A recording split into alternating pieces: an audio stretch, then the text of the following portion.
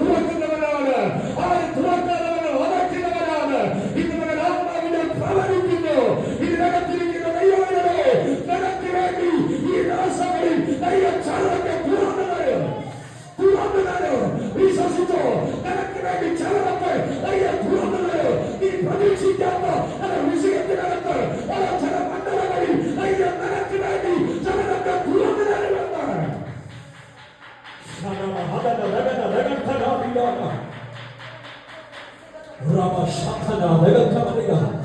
ദൈവം ചലനത്തെ തുറക്കും കേട്ടോ. അടഞ്ഞു മാറിയ ചലനത്തെ തുറന്നു വരും കേട്ടോ. അടഞ്ഞു മാറിയ ചലനത്തെ തുറന്നു വരും. എന്തിനു വേണ്ടിയെന്നറിയാമോ? നിനക്കെതിരായി നിന്ന ചില മൺപടകളെ ഇല്ലാതാക്കാം. നിനക്കെതിരായി വെല്ലുവിളിക്കുന്ന, നിനക്കെതിരായി നിൽക്കുന്ന ചില ശത്രുമണ്ഡലങ്ങളെ ഇല്ലാതാക്കാം. ചലനത്തെ തുറക്കുന്നുണ്ട്.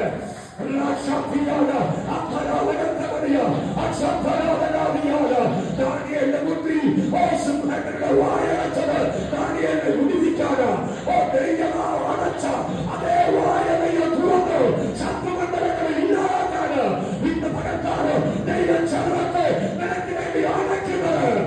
ചില ശത്രുമണ്ഡലങ്ങളെ ഈ കാലത്തിന്റെ നിലയിൽ എന്നേക്കുമായി ഇല്ലാതാക്കാൻ വേണ്ടി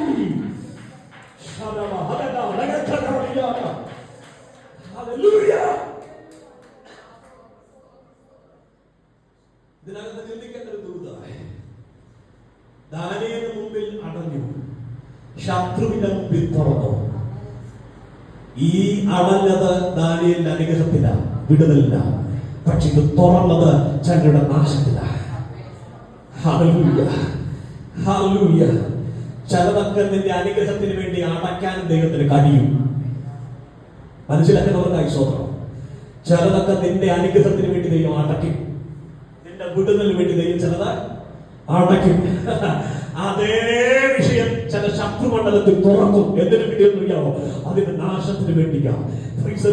ദൈവത്തിന്റെ പ്രത്യേകത നിനക്ക് തുറക്കേണ്ട വിഷയത്തിനകത്ത് ദൈവം തുറന്നു തരും. നിന്റെ മുമ്പിൽ അടയേണ്ട വിഷയങ്ങൾ ദൈവം അടയ്ക്കാം. എത്ര പേര് തിരിച്ചറിയുന്നു?